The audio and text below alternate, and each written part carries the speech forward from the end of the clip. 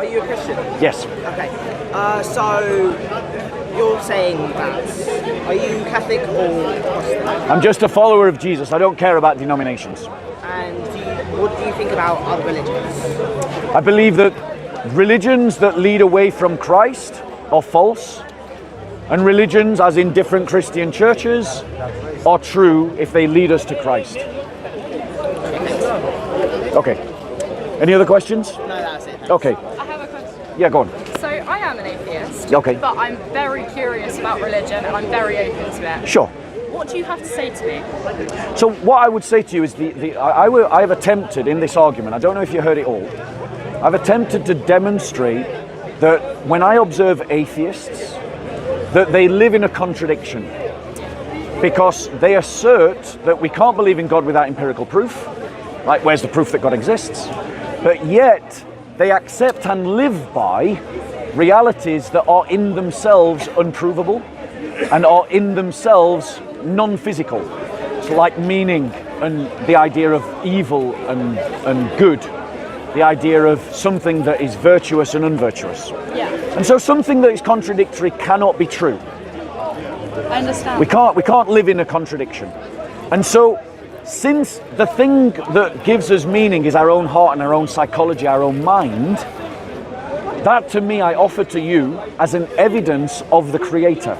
Okay. Because the fact that we live by meaning and purpose only makes sense if there is a creator that has created the universe. If the universe comes about by accident of a series of material events that happen by accident uncontrolled, then there is no reason for meaning or purpose in our lives. But yet atheists cannot bring themselves to live truly to the truth that they claim exists. So that's what I would say to you. Thank you. What's your name, sister? Joey.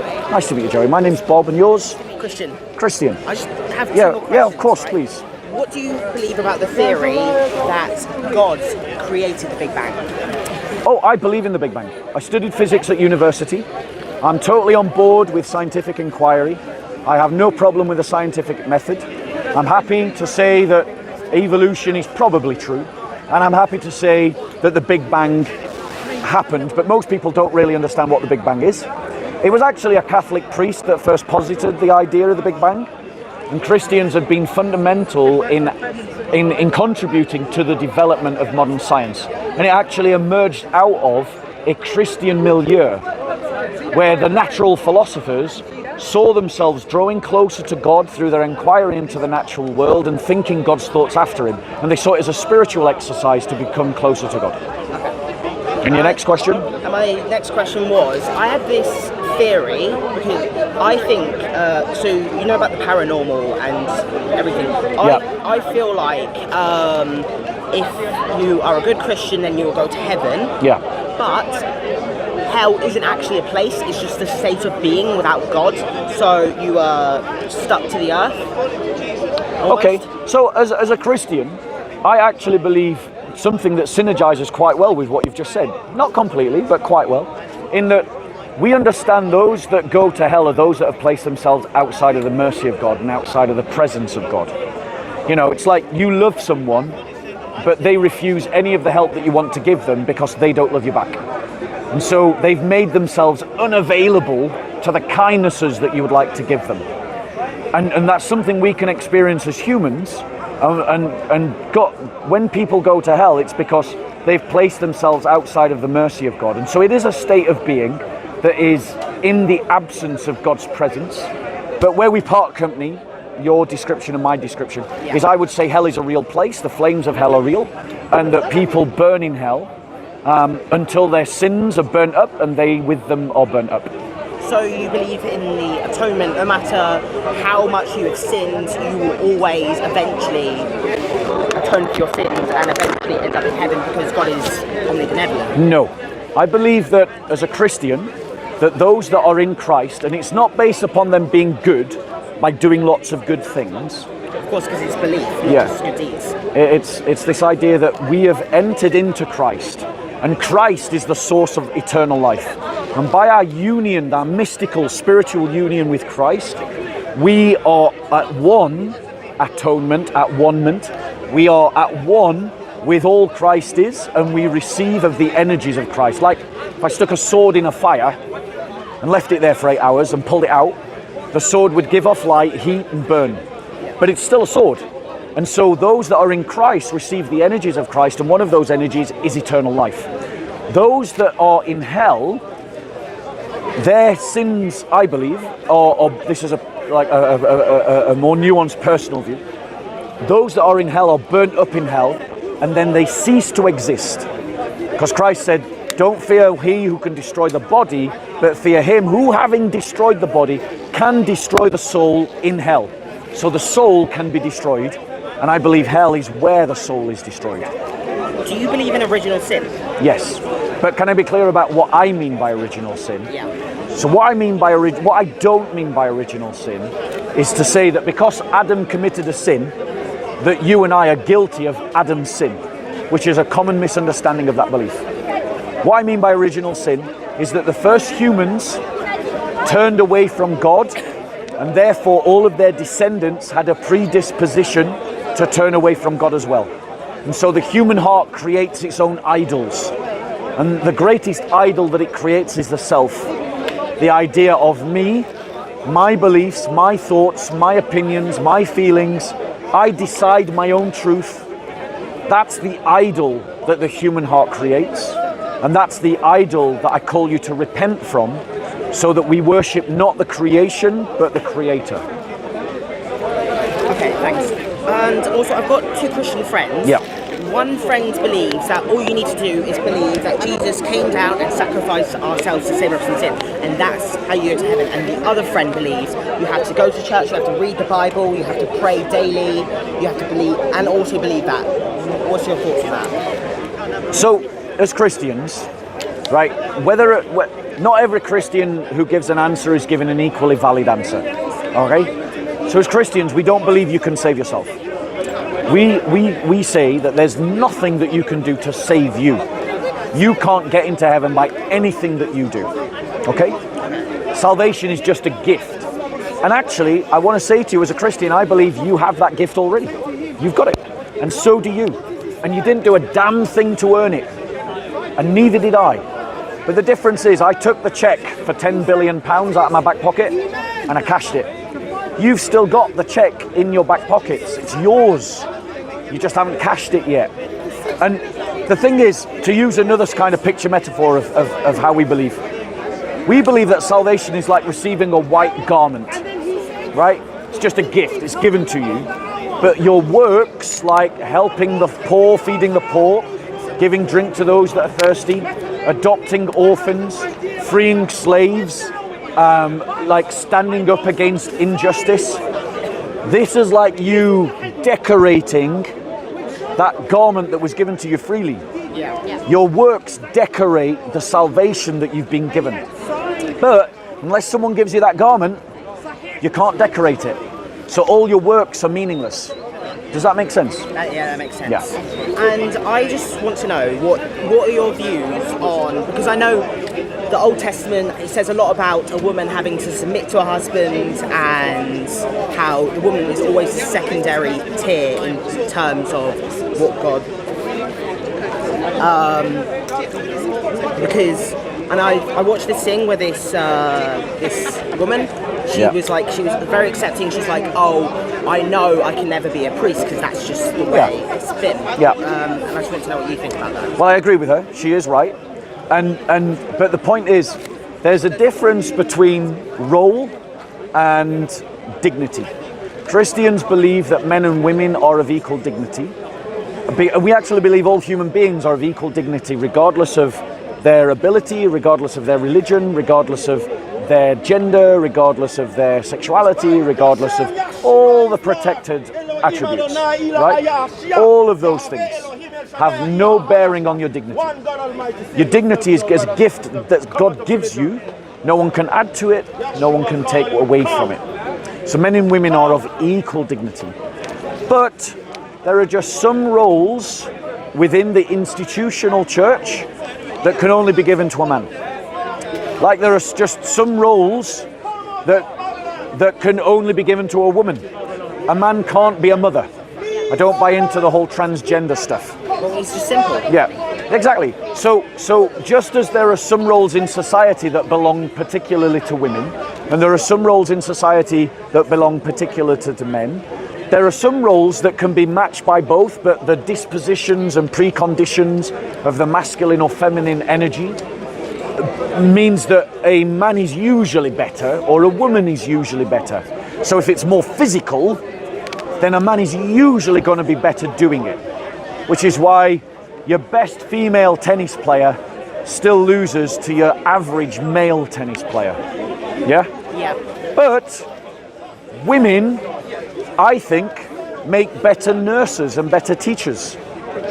Yeah? Why? Because they have more empathy with the people that they're looking after and that they're caring for.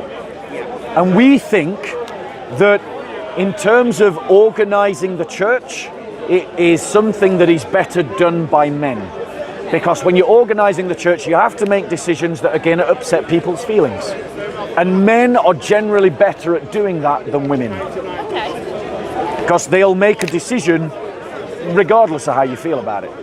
And that's how we believe that. I mean, I thought about something, it's like, you know the Holy Trinity, the Father, Yeah. the Son and the Holy Spirit? Yeah. I don't really feel like God has ever had a gender. I feel like, because he's, at the end of the day, he's not human. Yeah.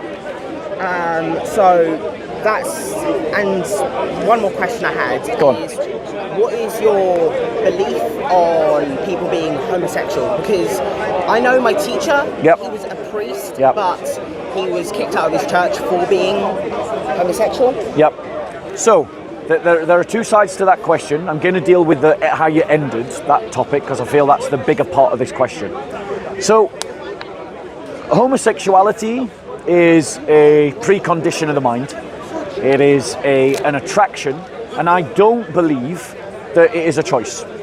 I believe that someone who has homosexual feelings is feeling something that for whatever reason is there in them, and they don't get to choose that. Any more than I, who am a heterosexual, could choose to be gay. I couldn't. So why would we say that a homosexual is choosing to be gay? That logic doesn't make sense to me. You're attracted to what you're attracted to. But acting on it is an entirely different thing. I'm attracted to several women a day walking down the street. That doesn't mean that I have to try and chat up several women a day. Doesn't mean that I have to have sex with several women a day. And as Christians, we believe that if someone has homosexual feelings, that they should live a celibate life. They have a choice not to act on it, and that the church should support them in the celibate lifestyle. Now, the church is doing a bad job of that, and the reason why it's doing a bad job of that is because it's bought into a liberal myth. The liberal myth is this, that your sexuality defines your identity. And they say, the liberals, they say that you should relate to your religion through your sexuality. So if you're gay, you relate to Christ as a gay person. We Christians don't believe that, we invert that. We say that you relate to your homosexuality through your identity as a Christian. And as you relate to your sexuality through your identity as a Christian, you accept that your sexuality doesn't have to control your life and that you can choose to be celibate. Now, I want to state for the record, that ain't easy. That's tough and that is hard. And, you know, I think that the homosexuals, they get a rough card in this. They get a difficult card. Not taking anything away from how hard what I've said is. Add something quickly. Yeah, of course. Okay, well, do you think if you're celibate, because you're gay, it goes against God's teachings? Because in the Bible, it says be fruitful and multiply.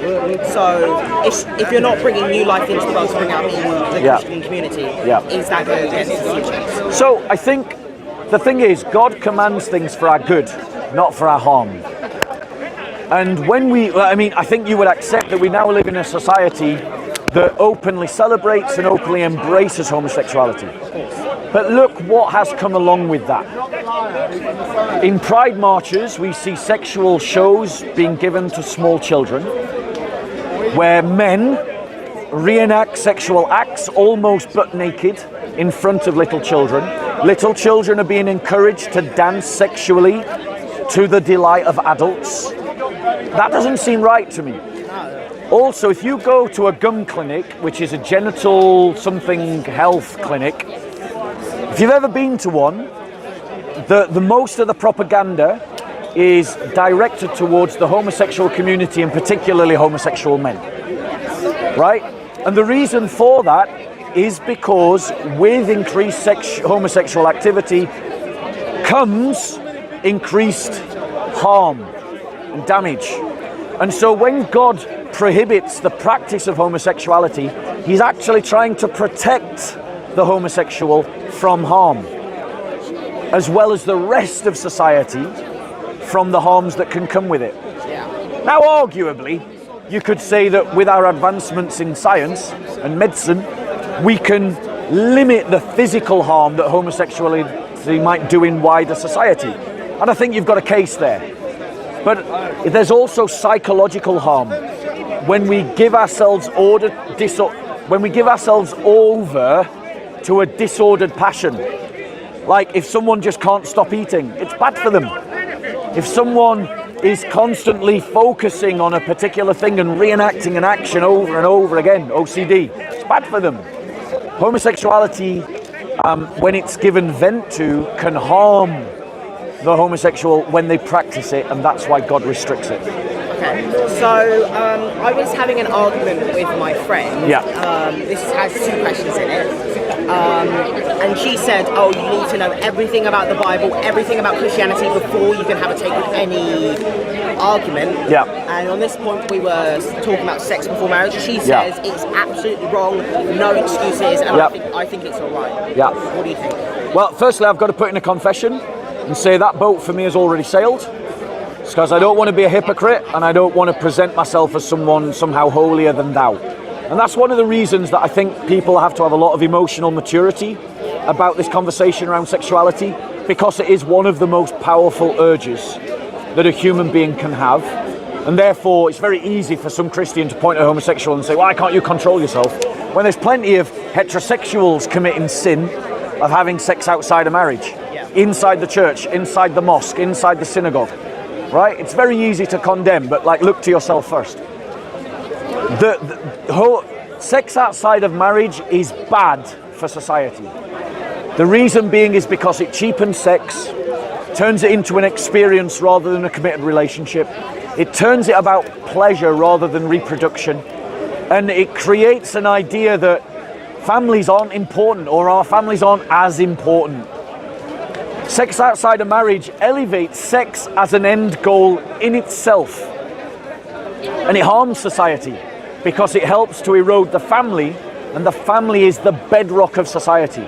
The reason why Christians assert that sex should be inside a married couple, man and woman, and only one man and only one woman, because we reject these religions like Islam that say that one man can have 4 wives, which is completely a double standard and decreases the dignity of women.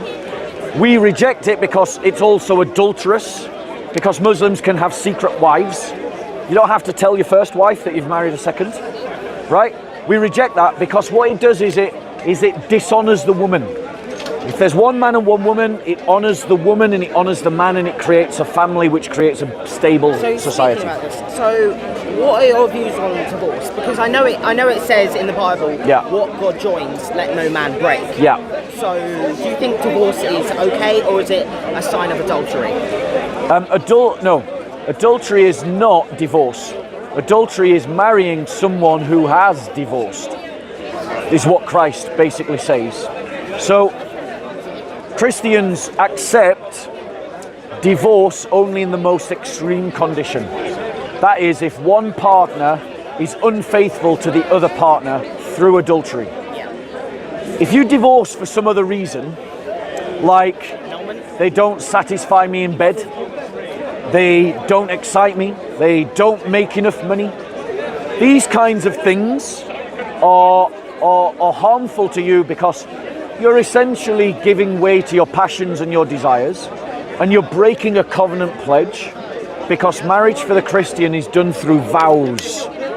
It's a commitment, it's a covenant between one man and one woman where each makes a pledge, a promise. They give their vow to disdain all others for the one in front of them. And thus they can, and thus when you divorce, you're breaking that vow. You're breaking that commitment.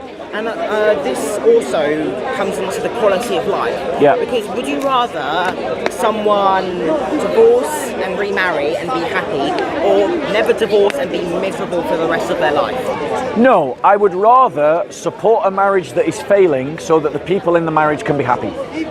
The reason why in our society there are so many divorces and breakups is because our society does not offer enough support to struggling families.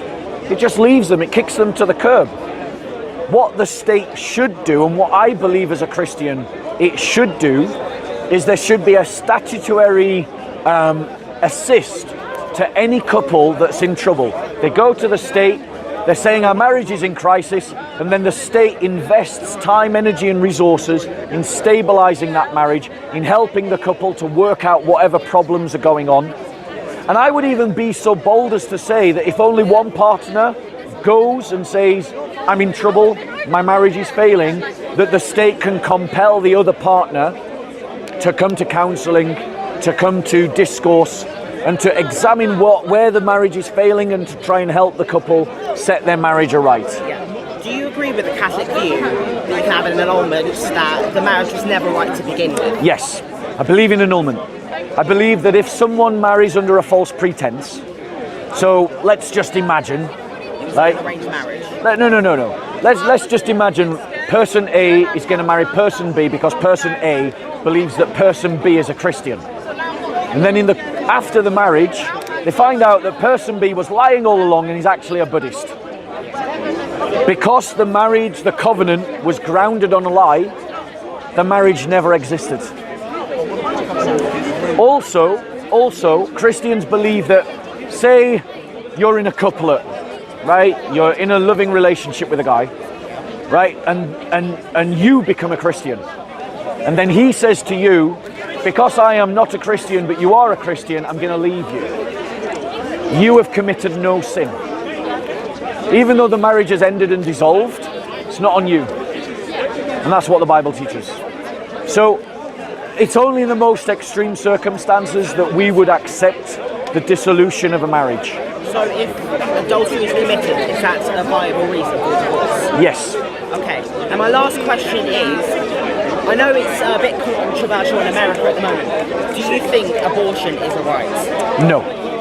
I believe abortion is murder. And the reason why I believe abortion is murder is because when an egg is conceived inside the mother's womb, it is genetically unique from either of its parents, has a unique genetic code. Even if it was created through rape or... Even if it was created through rape. I mean, there is a separate crime there that should be punished. The rapist should be punished, and the victim of rape should be supported because she's the victim of a terrible crime.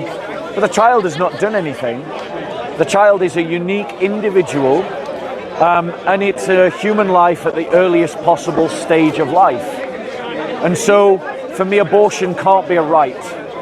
Abortion always has to be wrong, because we shouldn't live in a society in which we sacrifice one kind of human because it's an inconvenience, you know? I have a lot to say to that, like, as a woman. Sure, yeah, of course. Go for it. Like, I mean it with absolute respect. Yeah, I believe you. When abortion occurs, usually the cells of the infant inside a woman's stomach are at the same rate at which a cancer cell can be in other people. Yeah. And it's so similar that those cells between a fetus and a cancer cell are almost identical. Chemotherapy is okay because it's saving someone's life, but the cells are exactly the same as the stage of abortion.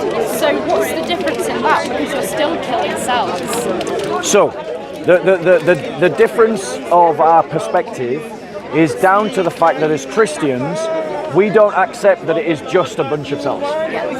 A cancer is a mutation of your own cells in your body against your body. But an embryo is not a cancer trying to kill your body. It is a bunch of cells at this early stage that we're talking about that is unique and independent from your body, that your body is supporting, that your body is nourishing. And left to its own devices, those cells are going to grow up into a human being like me and you. And so to interrupt that continuum is not the same as interrupting the continuum of cancer cells. Even though they may look similar, even though they may have some similar properties, the reality is that the cells of an embryo are not genetically wired solely to the mother, but also to the father. And also its purpose is very different. And what it will do will be very different from, say, the cells of a cancer cell. And so this is I would say, it's a failed argument, because when we kill cancer, we're killing our own cells that are, as it were, mutating against us.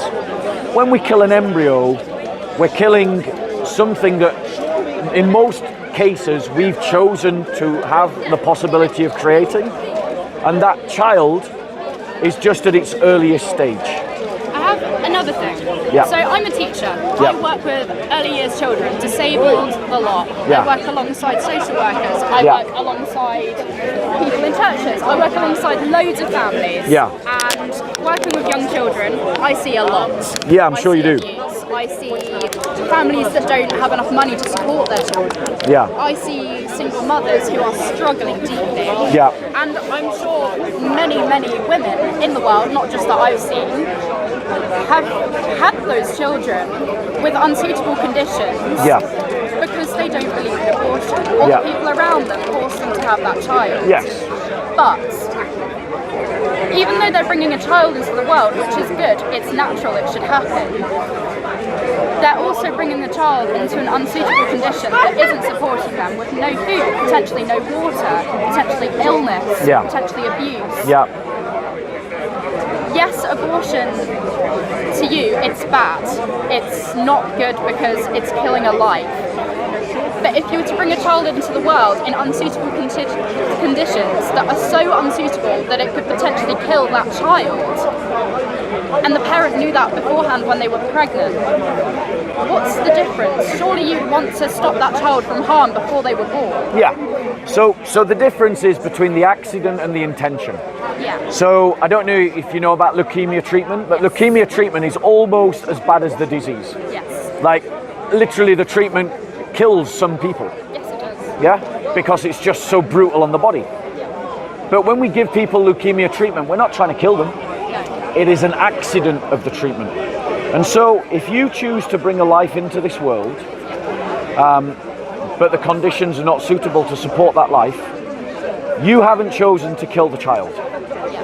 It is an accident of the choice that you had to try and bring the child into the world and support and love the child that has led to the child's death, but it's an accident, not an intention. So if I was to have a child and I had no money, I was homeless, Yeah. I couldn't feed myself, let Yeah. alone a child or an animal, and I knew that if I had a child, it would either die or have a bad life, Yeah. and I knew that I wouldn't want to put that on another person, Yeah. but I still chose to have that child and bring the bad onto them. Well, the thing is, your moral responsibility there is I would say that our moral responsibility is to be pro-life. Pro-life in all of its forms, and pro-life also means being against poverty. Like, I am not in favour of just saying to women, don't abort your children, great, now go and live in poverty. I believe that if I am going to say to a woman that you should have your child, then in the next breath, I have to say to the rest of society, this woman has chosen to have a child, we need to support her. Yes. And we need to do that firstly by strengthening and helping the family to be a solid unit into which that child can be grown, and providing support to families and providing a safety net to those women that find themselves in extreme poverty where abortion could be possible. And do you believe that there is a problem with that in society right now? Yeah, I think that it is a weakness of the pro-life movement, that it emphasizes always the argument about like women should not abort their children, but doesn't complement that argument with the auxiliary argument, which is also necessary, that we shouldn't, and they should advocate for a society in which women can support their children. And I think these two things go together. If you're going to argue one, you've got to argue for the other. Okay. But whatever circumstances may or may not exist, we can't use those circumstances to justify murder of children. So I don't know if you know, but recently a woman has been sentenced to prison this week because she had a late-term abortion at 32 weeks in which she basically poisoned her child. And she'd been sentenced to 2 years in prison. And what I was really shocked by was that you had all these elite celebrity figures that were feeling sympathetic for the woman that had just poisoned her child. A viable human being that could have been born outside of the womb, because there are children born before 32 weeks. There are children born at 30 weeks. I think the earliest is 24 weeks. I might be wrong, I'm not entirely sure. I think it's 28. 28 weeks. Okay, we'll just go with 28 weeks. That means there's no doubt about it, that woman murdered her child. But everyone else was going, oh, that poor woman. Oh, it's horrible that they sent her to prison. Myra, if someone else had poisoned a child outside of the womb, they would have called her a monster. So why aren't they calling this woman a monster that poisoned a child that could have been born? I just want to say, even though I probably already know the answer, do you believe in sanctity of life compared to the quality of life? Yes, sanctity of life is more important to me than quality of life. And so, what does that make your views on euthanasia? I don't believe or agree with the euthanasia.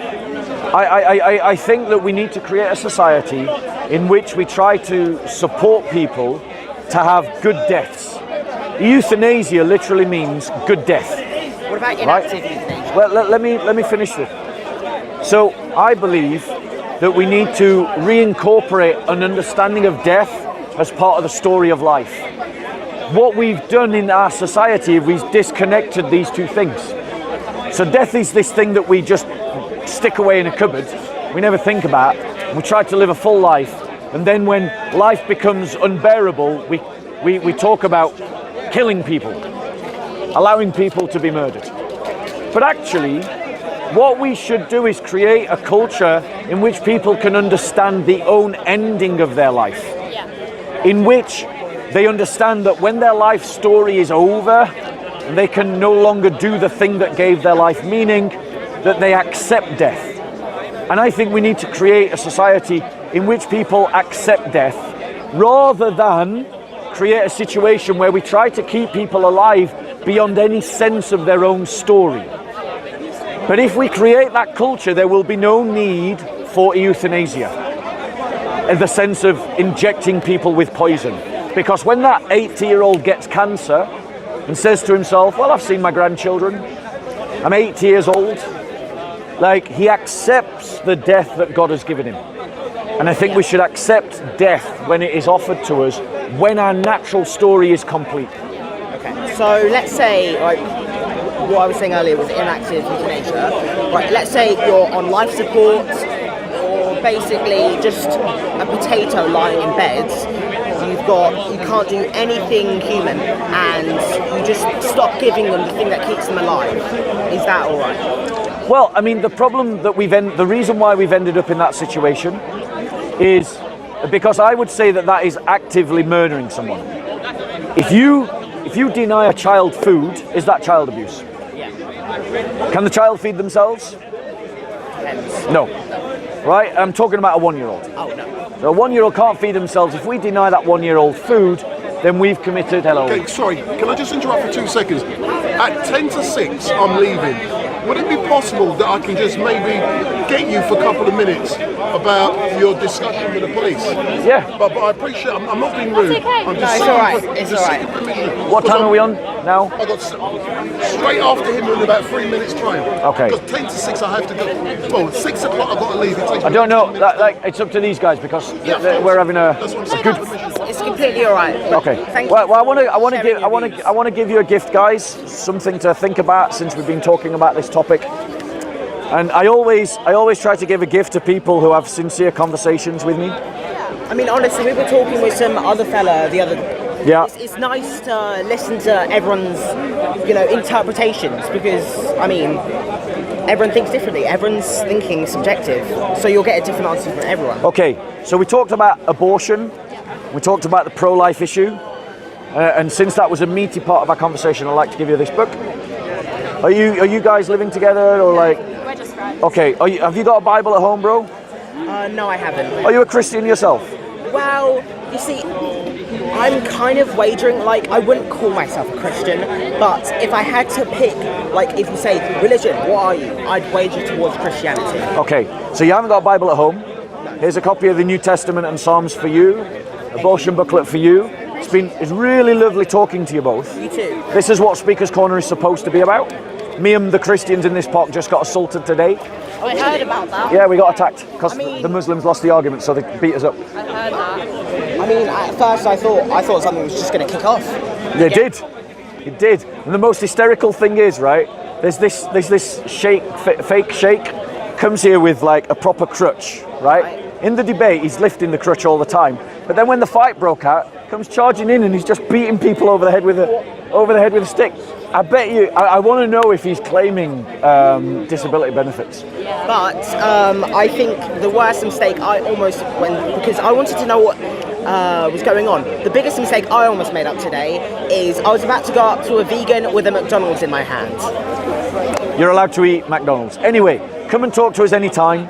It was lovely speaking with you. Lovely speaking. Have a really lovely day. You too. Thanks for speaking to us. Have a really lovely day. If you've got any more questions about what I've given you to read, come back another week and let's talk. Thank you so much. God bless. Take care.